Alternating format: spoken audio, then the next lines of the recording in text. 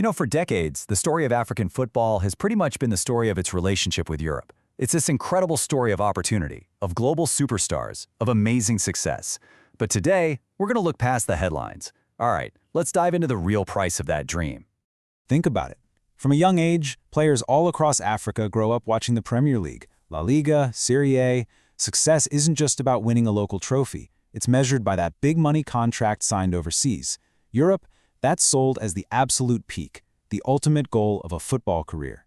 And that, right there, is the big question we're tackling today. Because underneath all that celebration and opportunity, there's a much more complex reality. There are hidden costs, and there are huge sacrifices.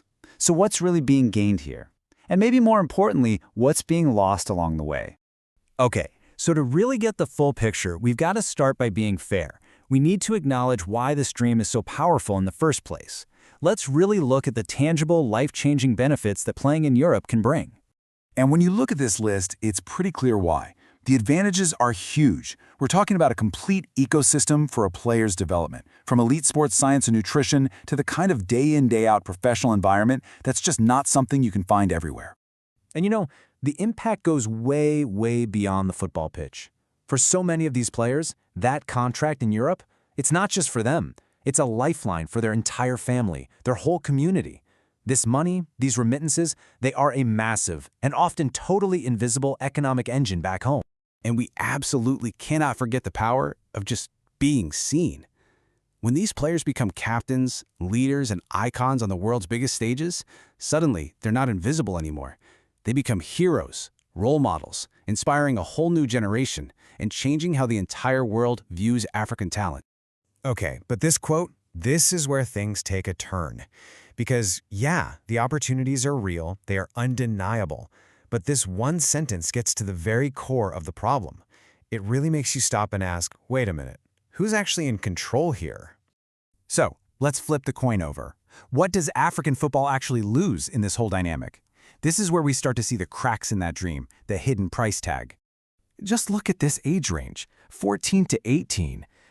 This isn't just a simple career move. We're talking about kids, really. They're leaving home during the most crucial years of their lives, when their education is far from finished, when they're still figuring out who they are.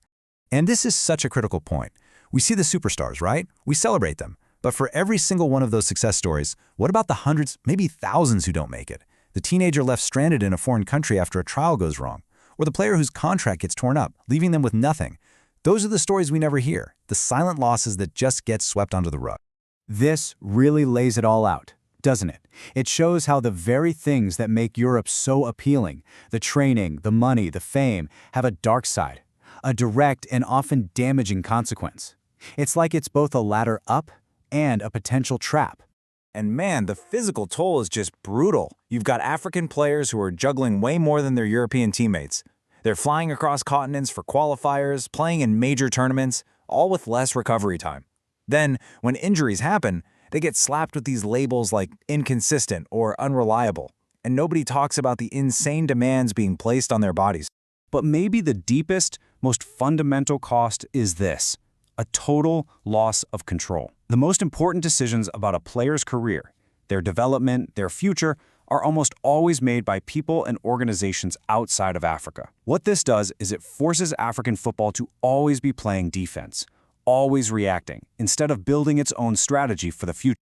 Okay, so with this complicated picture in mind, what's the solution? What does a better future even look like? And look, the goal isn't to lock the doors and stop players from going to Europe. That's not realistic. It's about building a better, fairer system for everyone involved. And this, right here, is the absolute heart of the solution. It's not about just exporting more and more talent. It's about building power at home. It's about creating a stronger, more self-sufficient football culture inside Africa itself. So how do you do that? How do you build that power? Well, it seems to come down to these four big building blocks. First up, you got to strengthen the leagues at home. Then you have to educate players, not just on the pitch, but about their rights, their finances. Third, you create safer, protected ways for them to move abroad.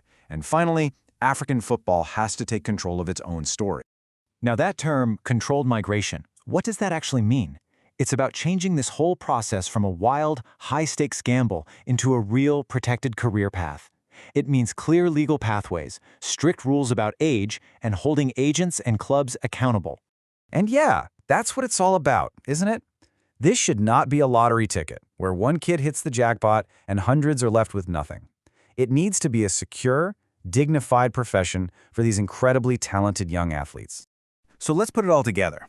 What does this new, balanced relationship actually look like? It means opportunity has to come with protection. It means exposure has to come with education. And it means success, real success, has to come with sustainability, both for the individual player and for African football as a whole. So I want to leave you with this one final thought. At the end of the day, this whole conversation isn't really about whether players should go to Europe or not. It's about something much more fundamental. It's about power. Because until Africa has a real seat at the table deciding the terms, it's going to keep feeding a global game that fundamentally it doesn't get to own.